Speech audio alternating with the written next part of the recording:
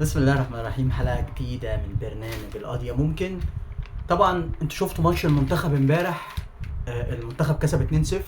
ويمكن انتوا عارفين انا يعني اختلافي او في بعض اختلاف مع الكابتن حسام حسن في بعض اختياراته، ولكن خلينا الحمد لله مصر كسبت 2-0. وان شاء الله الماتش الجاي عندنا ماتش مع بوركينا فاسو، وان شاء الله نكسب برضه. شكلنا كده هنروح على كاس العالم، شكلنا كده. بس اتمنى يعني احنا ما نبقاش بنروح كاس العالم وبنروح نطلع يعني ايه، ما نعملش زي 2018. اصل احنا نكسب مش عارفه باراجواي ولا اورجواي اللي كنا بنلعبها، ثم نكسب معرفش ولا نتعادل مع روسيا، وكده كده ماتش السعوديه مضمون. طب ادينا خسرنا ماتش السعوديه وطلعنا. فالمنتخب اخر فتراته مش احسن حاجه، وده بيرجع لعده اسباب. ده بيرجع لعده اسباب. اول حاجه ان احنا عندنا قطاع الناشئين في مصر على الله حكايته، بمعنى ان انت ما عندكش كوادر.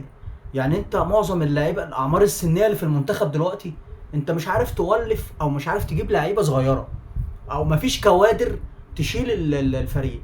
طبعا انت واخد مثلا هنقول كوكا سنه صغير، بس كوكا يعني هو في الاهلي اصلا احنا بننتقده، يعني احنا كاهلاويه كوكا في المنتخب في الاهلي احنا بننتقده اصلا. يعني هو مش احسن حاجه، انت فاهم قصدي؟ يعني انت كان في لعيبه في المنتخب يعني في الفرق بتاعتها افضل، انت ما ضمتهاش ومعرفش ايه السبب. ولكن زي ما انا بقول لك احنا عندنا مشكله في الناشئين. يعني الانديه كلها حتى ما بتطلعش ناشئين بنسبه 100%. يعني انت اصلا بتلاقي الناشئ كل فريق بيطلع 2 3 ناشئين، ده لو طلعهم. فاحنا عندنا مشكله في قطاع الناشئين بتاع مصر.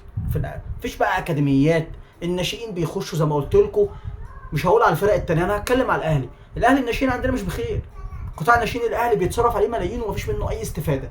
طلع لك كل سنه لاعب ولا اتنين بالكتير قوي، واحنا كاهلي يعني الفريق الاول مش بنحافظ عليهم، يا اما بنطلعهم اعارات يا اما بنبيعهم.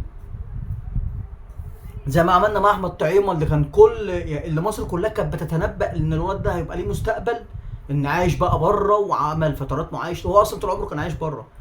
فللاسف ما كملش. انا ما اعرفش هو بيلعب فين اصلا دلوقتي، يعني هو اختفى. فواحد هيقول لي طب يا عم لو هو اصلا كان مستواه كويس كان ظهر. يا حبيبي ما هو بيلعب في فرقه فين؟ يعني هو لو بيلعب في الدوري المصري تلاقيه بيلعب في فرقه في القاع اصلا، يعني ولا عارف يلعب ولا بيبان ولا بيظهر. فانت اصلا ما حدش بيتابعه، فهو هيطلع فين؟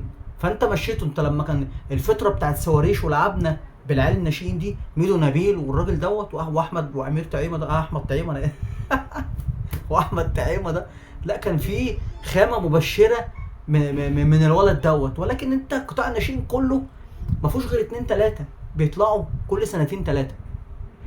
ما علينا. فهي المنتخب بيظهر انا من وجهه نظري من حاجتين. اول حاجه اللي بقول لك ان مفيش قطاع ناشئين قادر يمد المنتخبات الوطنيه بتاعتنا. حتى تتفرج على منتخب الشباب تلاقيه بيقدم ضحك. انتوا شفتوا خسرنا من المغرب الصغير قد ايه؟ فلا في فرق كبير. طب هم اصلا في المغرب بيشتغلوا على الاكاديميات وبياخدوا اللعيبه المواهب. مفيش حاجه اسمها اصل ده كان بيلعب في الحته الفلانيه وده ابوه فلان ولا ده ابو علان. مفيش الكلام ده. كانوا بيختاروا اللعيبه على قد الموهبه، عكس اللي بيحصل عندنا هنا في مصر. ان اللعيب بيخش عشان بقى ايه؟ اصل ابوه كان لعيب، اصل مش عارف امه كانت عضو مجلس الشعب، اصل ابوه مش عارف عضو في اتحاد الكوره، اصل ابوه مش عارف عضو في النادي الاهلي. فبص تلاقي الناشئين نتيجه تبص عليها بتصرف عليها ملايين وفي الاخر بلح. فدي مشكله المنتخب الاولانيه. المشكله الثانيه اللي بتواجهه، اللي من وجهه نظري حاليا المشكله دي حاليا، ان مدرب المنتخب الكابتن حسام حسن، اللي انا طبعا فرحان. انا فرحان ان هو كسب. سيبك بقى من ان انا اصلا يعني شفت الماتش او لا، بس انا فرحان ان هو كسب. ليه؟ لان عليه حرب من احمد حسن والحضري ومش عارفه مين. اصل احنا ده العميد الحقيقي لما تصوروا كان سبب الازمه وقعدوا يلقحوا عليه بالكلام. انا كده كده اصلا مش فارق معايا هم اساسا، بس انا بقول لك المشكله اللي دايره. فالمشكله دلوقتي ان حسام حسن بيحب ويكره. تقدر تقول لي ما خدش ليه عمر كمال؟ هنقول مستوى وحش. طب ما هو لما كان مستوى حلو ما كانش بياخده برضه. طبعا وكان قبلها امام عاشور كان متالق ازاي مع الاهلي، ما كانش بياخده. جيت خدت لي محمد هاني اللي اصلا معظم الاهلاويه مختلفين عليه. جيت خدت لي مروان عطيه اللي اصلا ما بيلعبش مع الاهلي لانه لسه راجع من عامل عمليه ولسه راجع وما تاهلش وما اشتغلش على نفسه. حتى يعني اخدته وطلعت بعد المؤتمر اتكلمت عليه وقلت ان عارف احنا كلنا عارفين اصلا امكانياته وواثقين فيه. احنا عارفين امكانياته وواثقين فيه، احنا ما قلناش حاجه، احنا عارفين امكانياته وواثقين فيه. انت فاهم قصدي؟ فاحنا اكيد يعني عارفين مروان عطيه ما بيلعب في الاهلي مستواه حلو، مفيش مدرب جه الاهلي الا معتمد عليه، فهو مش وقته. كان ممكن انا بالنسبه لي محمود حماده بتاع المصري الولد ده كويس من ايام ما كان بيلعب مع فاركو وهو كان بيروح المنتخب. ما اعرفش صراحه ما ضموش ليه. واخد دونجا، طب هو اصلا دونجا، انا مش بتكلم بقى اهلي وزمالك، انت فاهم، انا بتكلم كمنتخب. فانت في لعيبه انت واخدها اصلا ما تستحقش تكون موجود. يعني مروان عطيه انت خدته ليه؟ كنت سبته يتاهل في الاهلي او يتمرن او يشتغل على البرنامج التاهيلي بتاعه، وكنت جبت حد مكانه يلعب. انت واخد مهند لاشين، واخد دونجا، خد محمود حماده، وجايب وعندك حمدي فتحي، واخد محمد هاني. طب ما في لون احمد هاني بتاع الجيش تقريبا، طلائع الجيش تقريبا، الولد ده كويس، طب انت ما خدتوش ليه؟ فهي اختيارات. المهم المنتخب كسب بضربتين جزاء، وزي ما قلت لكم الاداء مش هتلاقوا احسن حاجه. ويمكن قلت تريزيجيه بتاع الاهلي، او احنا شفناه امبارح، تريزيجيه بتاع الاهلي غير تريزيجيه بتاع المنتخب، وانا اتمنى انه يسترد عافيته ويرجع تاني لمستواه مع المنتخب.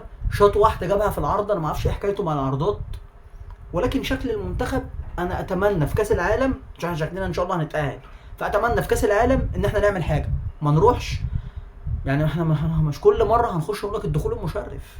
انا لازم، انا منتخب عيب، ده انا كنت بنام افريقيا من المغرب، انا خدت 3 دوري كاس افريقيا مع المعلم حسن شحاته ورا بعض.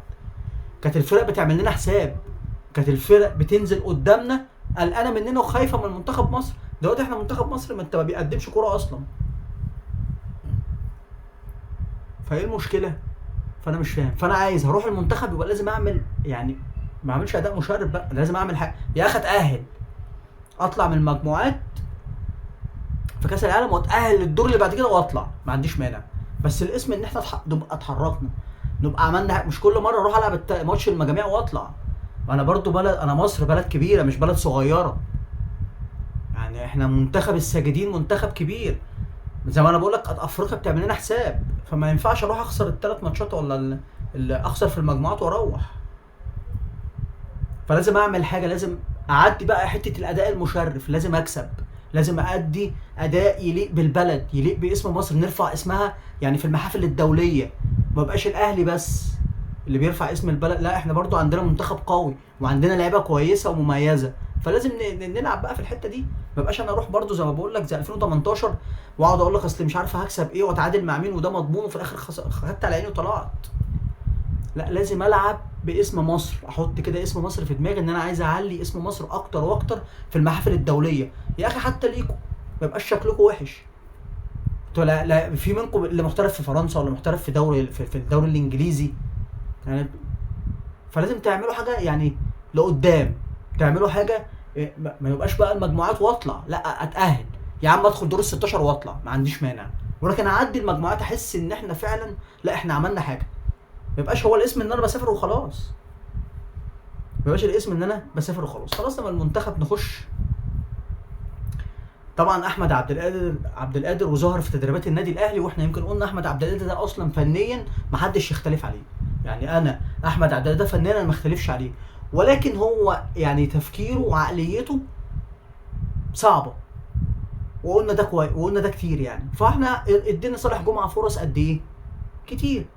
ادينا ناصر ماهر فرص قد ايه؟ كتير. خلاص يا عم نديله فرصه، ما فيش مشكله، الراجل قال لك انا اعتذر وقال لك انا هبدا صفحه جديده وهتغير ومش عارف، فخلينا نشوف.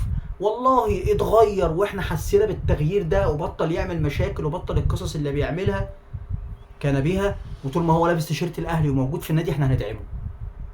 انما بقى قعد يتنطط ورجع تاني للشغل اللي كان بيعمله والمشاكل ويلي وبوزه ويقعد ينزل ستوريهات وما اعرفش ايه، هنقول له مع السلامه. ولو ان كنت عايز اقول له مع السلامه، كابتن شوبير طلع قال لك ان هو كان عايز يروح الزمالك، وناس كتير قوي وصحفيين طلعوا قالوا ده هو خلاص عايز يروح الزمالك، وفجاه ان الراجل اعتذر وعايز يكمل في الاهلي. فانا مش فاهم هو عايز يكمل ولا عايز يمشي. فيا جماعه لو هو اصلا جاله عقد كويس مشوه، يعني خلاص. انما مفيش عقد، فخلاص سيبوه قاعد. طب انتوا كده كده مش هتسيبوه قاعد ما يتدربش، اكيد هيتدرب. طيب طلع اعتذر وقال لك انا عايز اكمل وبيتي ومش عارفه ايه وعربيتي. طب يا عم كمل مع الاهلي مفيش مشكله، خلينا نشوف. والله اتغير للاحسن واحنا حسينا فعلا انه اتغير بطل بقى يعمل المشاكل واللي كان بيعمله، اهلا وسهلا. ما بطلش خلاص، انت كده كده فاضل لك في عقدك سنه وهتمشي، وابقى روح مطرح ما انت عايز تروح. هي كده كده اصلا مش هتفرق معانا انت موجود زي مش موجود. طبعا زيزو والبيان اللي نزله راح مسحه وربطوه بان هو تعاقب انت اصلا نزلته ليه؟ يعني هو ايام سيد عبد الحفيظ، عشان بس الناس اللي كانت بتقول لك انت كل شويه تقول لنا سيد عبد الحفيظ، ايام سيد عبد الحفيظ ما كانش بيحصل الكلام ده. ما كانش فيه لاعب بيجرؤ ينزل اي حاجه غير لما يرجع للاداره، سواء اذن من الاداره او مثلا هم في اجازه بقى فينزل صوره هو مثلا وعيلته وكده. انما هو ان يكتب بيان يخاطب فيه جماهير نادي او جماهيره، يعني النادي بتاعه، فدي ما كانتش احنا ما كناش بنشوفها مع الاهلي، ما كناش بنشوفها وسيد عبد الحفيظ موجود. طبعا محمد يوسف مع الاحترام ليه، يعني احنا عايزينه حد زي ما قلت لكم، حد مؤثر، حد قوي يقدر يسيطر. فانت محمد يوسف خلاص وجهته الشكر اللي كان موجود، وجهه بقى لمحمد يوسف شكرا. خلاص الموضوع يعني في كوادر تانية اعلى تشيل. بلاش نتكلم في موضوع محمد يوسف واصحاب يعني اصحاب الخطيب بقى وحبايبه وبتاع. احنا والله العظيم مش بنقلل من حد خالص، ولكن انا الموضوع ده مش عاجبني. يعني انا مش هو مع احترامي للكابتن محمد يوسف، هو ايه يعني ايه خبراته في المكان ده؟ وجربناه اكتر من مره وما نفعش، او ما يعني ما اداش المطلوب منه، او ما اداش اللي احنا كنا مستنيينه. فخلاص بقى ممكن نجيب غيره. كنا بالنادي وليد صلاح الدين. طب وليد صلاح الدين مسك مدير كوره، حاجه كويسه، راجل محترم وفنيا اوبشن فوق النمره واحد وهنستفيد منه اذا كان هو او عادل مصطفى. بس هل هو هينجح في مكان مدير الكوره؟ انا زي ما قلت لكم مدير الكوره ده عايز واحد بمواصفات معينه، عايز اسطمبه مختلفه. ولكن خلينا نشوف، يمكن ينجح، لعل نجح هنبقى كل الدعم كده كده ليه اصلا. يعني هو سواء احنا كده كده بندعمه من دلوقتي، فاتمنى انه ينجح. انا عايزه ينجح مع الاهلي، مش عايزه لان انا بحب كابتن وليد صلاح الدين اصلا، انا بحبه. فخلينا نشوف الفتره الجايه جايز. فانت كزيزو نزلت بيان ليه لما انت كده كده طب ما انت عارف انت تتعاقب. طب انت تعاقب، طب مسحته ليه؟ طب وتعمل بلبله ليه اصلا؟ اللعبه تقول لك بقى اصل انت اللي يعني انت اللي فت اللي طلعت شايف ان انت ان غلطان وبتغلطنا معاك. تصرف ما كانش موجود في الاهلي قبل كده. فلازم حزم، لازم يا وليد صلاح الدين لازم تسيطر على اللعيبه دي. الناس دي هو ريبيرو اصلا وجهه نظر، يعني ريبيرو كان بيجيب اللعيبه دي الصبح بدري لسبب معين انا مش عايز اقوله او مش عايز اتكلم فيه، انا ما يهمنيش. بس هو اكيد كان بيجيبهم الصبح بدري لسبب معين هو يعرفه. طب ما اتكلمش فيه ليه قبل ما يمشي حتى يخف من عليه الضغط شويه؟ ما اعرفش. ولكن هو كان في سبب ان هو بيجيب اللعيبه دي بدري التدريب. فالناس دي لازم سيطره عليهم. وليد صلاح الدين لو سمحت لازم تسيطر على يا كابتن وليد صلاح الدين، لازم تسيطر على اللعيبه. الاهلي فيه نجوم وطول عمره الاهلي فيه نجوم، ولكن كان مدير الكوره بيسيطر، مدير فني قوي مع مدير كوره مع جهاز فني تقيل بيعرفوا يسيطروا. الجواب باين من عنوانه، بس احنا مش عايزين نستعجل، احنا عايزين نشوف ايه اللي هيحصل الفتره الجايه. فلازم يا كابتن وليد يبقى في سيطره على اللعيبه دي، محدش يطلع يقول اي كلام في اي وقت من دماغه. لازم يبقى فيه مسؤوليه، لازم يحس بالمسؤوليه. احنا قلنا يا زيزو كتر خيرك يا عم ان انت شايل هم الجماهير وبتتكلم، وقلت ما تزعلوش، وحسيت ان انت مقصر في حق النادي وحق الجماهير، مفيش مشكله. ولكن يبقى في انضباط، في التزام، وفي اتباع للتعليمات، لان مبادئ النادي الاهلي وفي الاهلي فيه قوانين وفي تعليمات اللعيبه لازم تمشي عليها. فيا كابتن وليد بعد اذنك محتاجين شويه سيطره. زيزو انت كتر خيرك يا عم ان انت بتفكر في الناس، بتفكر في اللعيبه، في الجماهير، اسف، انك انت شفت ان انت مقصر مثلا في حق النادي وحق الجماهير فاعتذرت.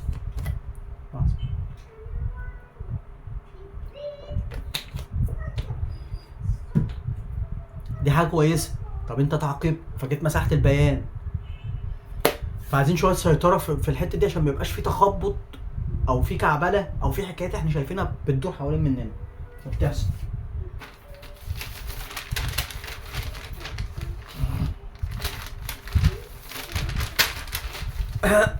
طبعا احمد طيب شفت له فيديو، الزملكاوي شفت له فيديو بيقول لك الاسماك والطيور وما اعرفش ايه على الشجر اتفقوا ان شيكابالا اسطوره. انا ماليش دعوه، انت شايفه اسطوره انت حر. بس هما الناس دي عملت انتخابات امتى؟ يعني الناس دي امتى عملوا انتخابات وقعدوا مع بعض، سواء بقى العصافير والسمك والفئران والكلام ده، واتفقوا ان شيكابالا اسطوره؟ يعني حتى بص، اسطوره انتوا شايفينه يا عم كده، انتوا حرين كل واحد يقسطر اللي هو عايزه، تمام؟ ما عندنيش مشكله خالص في الموضوع ده. بس لما تيجي تتكلم يا اخي حتى يعني قول كلام يخش العقل، يعني قول كلام الناس اللي قاعده تصدقه او الناس اللي قاعده تقتنع بيه. انا ما اعرفش انت بتقول الكلام ده ليه، انا مش فاهم، ولكن انت حر تقول اللي انت عايز تقوله براحتك. وبعدين نتكلم على الحياديه، وان المعلقين اللي لازم يبقى المعلق محايد. هو انت كنت بتبقى محايد لما كنت بتعلق على ماتشات الاهلي في افريقيا وكان بيخسر، كان بيتعادل، او كان بيعمل نتائج وحشه؟ كنت بتبقى محايد؟ ما كنتش بتبقى محايد. امال انت بتنصح المعلقين يبقوا محايدين وانت اصلا ما بتعملش كده؟ زيزو والزملكاويه، انا ما اعرفش، نفسي افهم زيزو عامل ايه للزملكاويه بجد والله. زيزو عامل لهم ايه؟ يعني ايه اللي زيزو عمله مع الزملكاويه؟ سيبك من ان هو غفلهم وخلع وراح النادي وساب نادي الزمالك وراح النادي الاهلي، عمل ايه لكل الهجوم اللي انتوا بتهجموه عليه ده؟ يعني كل شويه ده في صفحه زملكاويه مش هقول على اسمها، مفيش فيها بوستات غير سب زيزو وشتمته والانتقاص منه وتقلل منه. ليه؟ ما ده كان عندكم، كنتوا طالعين بيه السما. اشمعنى لما جه الاهلي فجاه اكتشفتوا انه وحش؟ يعني كان عندكم احسن لاعب في المجره وكنتوا زعلانين انه ما خدش احسن لاعب في افريقيا، وكان زيزو ده يتحط اسمه والتشكيل يتحط بعديه، وكان هو وانتوا كنتوا بتجهزوه هيبقى كابتن من كباتن نادي الزمالك واسطوره زملكاويه والقلب النابض ل 100 عقبه. طب اشمعنى دلوقتي بقى وحش؟ عشان راح الاهلي؟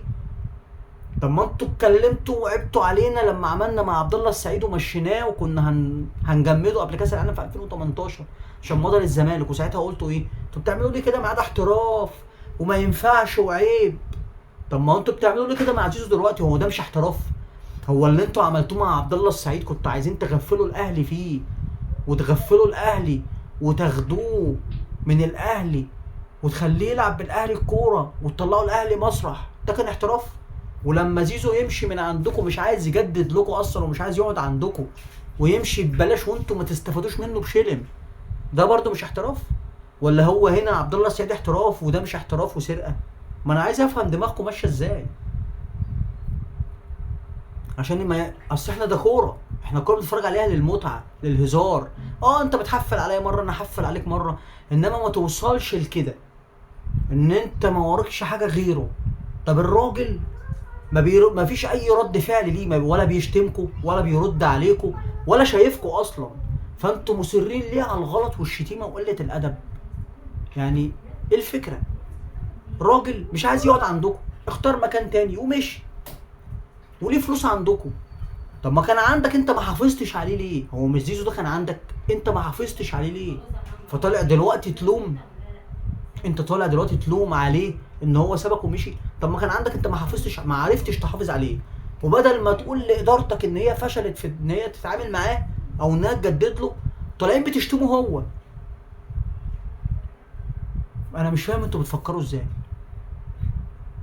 فزيزو هو اصلا مش في دماغه ومش شايف اي حد غير النادي الاهلي وجماهيره، ومركز مع الاهلي وهياخد بطولات مع الاهلي وهيكتب اسمه ان شاء الله باذن الله في حروف من ذهب مع النادي الاهلي، وهيبقى واحد من اساطير النادي الاهلي. وانتوا مش هينكوا غير الحزم والصياح والفتاء اللي هيجيلكوا والبواسير، وانتوا حرين وانا نصحتكم براحتكم. الاهلي فوق الجميع، الاهلي رقم واحد، وزيزو هيبقى واحد من اساطير، هو بقى واحد من اساطير الاهلي، فالاهلي فوق الجميع والاهلي رقم واحد. وقابلكم في اخر الدوري، سلام.